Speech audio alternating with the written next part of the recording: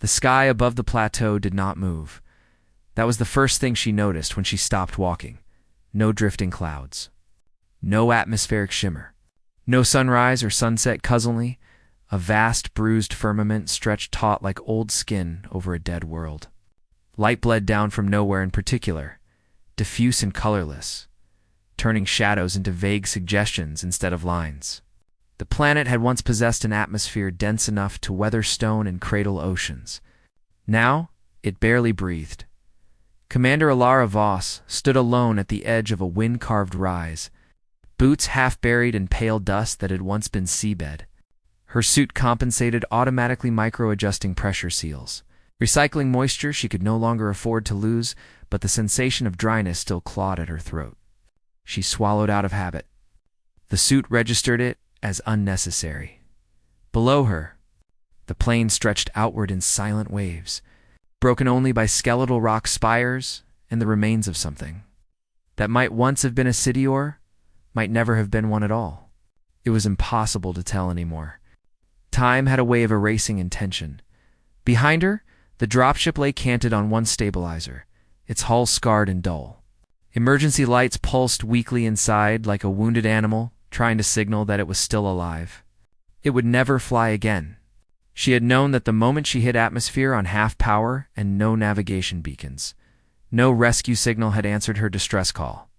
No automated system had acknowledged her presence. The galaxy, vast and meticulously catalogued, had gone quiet. Alara exhaled slowly, letting the sound fill her helmet. She had trained herself not to panic in silence. Silence, after all, was the natural state of space. What unsettled her wasn't the absence of noise, it was the absence of response. She activated her suit's recorder, not because protocol demanded it, but because talking aloud kept her anchored to herself. Personal log, she said softly. Exploration vessel Helios Reach. Commander Alara Voss. Planetary designation. Unknown. Charts identify this system as lifeless. That assessment appears accurate. I am still assessing survivability. Her voice echoed faintly inside the helmet, then died. She shut the recorder off and started walking again. Each step sent small avalanches of dust sliding down the slope, grains glittering faintly before settling into nothing. Gravity here was slightly lighter than Earth, just enough to make movement feel like a memory rather than an action. She found herself thinking of childhood dreams, of running and almost flying, believing the universe wanted you to move forward. That belief felt very far away now. Her HUD traced a faint anomaly marker several kilometers ahead. She hadn't programmed it. The system had flagged it automatically an irregularity in the planet's background radiation pattern. At first, she'd assumed it was a sensor glitch caused by the crash, but it hadn't faded. It had grown stronger as she walked. Her mind drifted, as it often did now, toward the path that had led her here. The mission had been routine on paper, long-range survey of an uninhabited system beyond the fringe of mapped space. Low priority. Low risk. Perfect for a crew burned out by decades of incremental discoveries that changed nothing, except the Helios Reach. Had been traveling alone, humanity no longer sent fleets where one ship would do. Resources were finite. Colonies were fragile.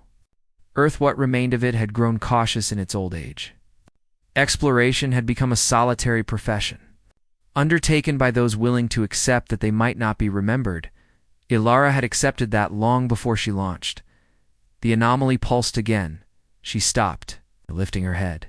Her suit's sensors adjusted, filtering electromagnetic noise, parsing data against known patterns. The signal wasn't artificial, at least, not in any language she recognized. It was old. It's very old. Layered with interference that suggested it had been echoing through the planet's crust for millennia. A vibrated faintly through her. Boots' daughter heart rate increased despite herself. This wasn't debris. This wasn't geology. This was something that had been built. She crested the final ridge and saw it.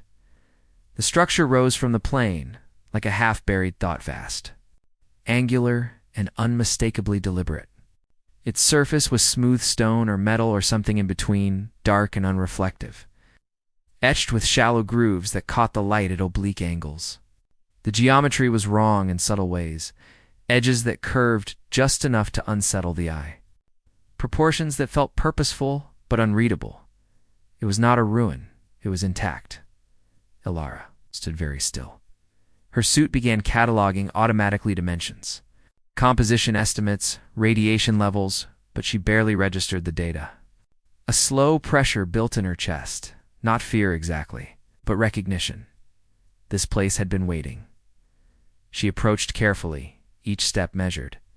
No doors were visible, no obvious access points. The structure did not announce itself with lights or symbols. It simply existed, massive and indifferent. When she was within 10 meters, the hum deepened. The aurora, what passed for it, shifted. Her HUD flickered. Then, without warning, her suit's systems froze. Every warning icon lit up at once, then went dark. For half a second. She was blind. Her breath hitched. Then the world came back. But different, eh? Translucent interface unfolded across her vision, layered over reality with impossible clarity. Symbols scrolled Dalian, geometric, self-organizing, resolving into structures her mind could somehow understand without translation. A calm, genderless presence filled her thoughts not as a voice, but as a certainty. Query received. Biological signature confirmed. Alara staggered back, hand going instinctively to a weapon that no longer responded to her command. What? She whispered, error. Designation mismatch. The symbols shifted, reordered, paused. She felt a sensation like being examined not physically but conceptually, as though something vast was unfolding her history, her species, her assumptions, and comparing them against a template so old it had forgotten surprise. Asterisk, asterisk. Reclassification in progress. Her heart hammered. Stop, she said, voice shaking. Identify yourself. For a moment, there was nothing. Then, system identifier, custodial archive, Thatnine, images. Flooded her mind, stars forming and dying, galaxies colliding, civilizations rising in patterns both familiar and alien. She saw beings of light and mass, structures larger than planets, networks spanning cosmic filaments, and threaded through it all, faint but unmistakable, were echoes of humanity. Not humans as she knew them, but something earlier, something impossible. Humanity. Status updated. Precursor species. Alara screamed. The sound tore out of her, raw and unfiltered, reverberating inside her helmet. She dropped to her knees, palms pressing into ancient dust, as the weight of the declaration crushed her sense of reality. That's not possible, she gasped. We're barely holding together. We're not current form, degraded origin, verified. The structure before her shuddered. A seam opened silently in its surface, revealing darkness within an invitation or a summons. Cool air flowed out, carrying a scent that did not belong to this world. Ozone. Old metal and something almost like rain. She stared into it, mind racing.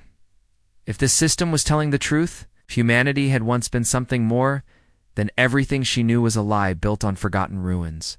If it was wrong, she laughed. A broken sound. Then she stood and walked inside. The interior swallowed her whole. Light bloomed gradually, not from fixtures, but from the walls themselves, revealing corridors that stretched beyond sight. The architecture was vast, yet intimate, scaled for beings who had understood both enormity and detail. Surfaces bore marks not damage, but wear, as if hands had brushed them countless times. Human hands. She moved deeper, guided by subtle shifts in illumination. Rooms opened around her archives, observation chambers, spaces that felt ceremonial without being religious. Holographic projections flickered to life as she passed. Reconstructing scenes from ages long past, she saw cities orbiting stars, Humans, or something close enough to make her ache shaping matter with thought-assisted technology, weaving space-time like fabric. She saw them not as conquerors, but as caretakers. Architects of stability in a young, violent universe. And then she saw the collapse. Energy depletion. Ethical schisms. A choice made by consensus to abandon ascension. To cede themselves backward into simplicity. To forget in order to survive. To become smaller. Tears floated from her eyes. Caught by the suit's internal field before being reclaimed. "So we chose this," she whispered. "We chose to forget." Yes. A figure coalesced ahead of her, not a body, but a presence given form for her comfort. It resembled a human silhouette, though its features were indistinct, constantly shifting. "We chose to wait." "For what?" The figure inclined its head. "For you," understanding dawned slowly. Terrifying in its scope, she was not here by accident. The Helios Reach had not crashed randomly. The archive had awakened because humanity had reached a threshold, fragile. Scattered, but still alive. Still capable of choosing. Ascension remains possible. Or extinction. Galara's thoughts raced through faces she had known. Worlds she had seen struggling to survive. Children growing up under domes and rationed skies. Humanity stood at the edge of collapse. Not because it was weak, but because it had forgotten what it once was.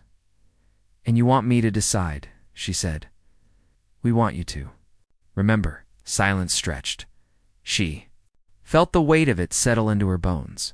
To accept would mean transformation or restoring knowledge humanity had buried, altering what it meant to be human. To refuse would mean letting the species continue on its slow, painful path. Ignorant but free, connection or isolation, evolution or familiarity. She thought of the sky outside, unmoving and dead. Then she nodded. "Show me." The change was not violent. It was intimate. Her perception expanded not explosively, but gently, like eyes opening after a long sleep. She felt systems awaken within her mind, dormant structures aligning with ancient frameworks. Knowledge did not flood, hurt, resonated, filling spaces that had always been waiting. She cried again. This time from relief. When the process finished, she was still Alara Voss, but she was also more custodian accepted. A signal pulsed outward from the archive. Racing across space faster than light, awakening dormant nodes scattered across the galaxy. Old machines stirred.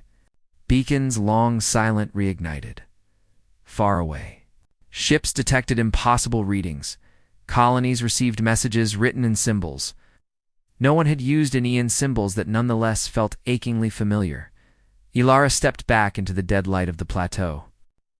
The relic sealing itself behind her. The sky still did not move, but for the first time, she knew it would again. She activated her recorder. "Personal log," she said, voice steady. "Humanity was never alone. We were just waiting to remember ourselves." She looked up, toward stars that were already turning their attention back, toward her, toward them. And she smiled softly, fiercely ready to guide her species home.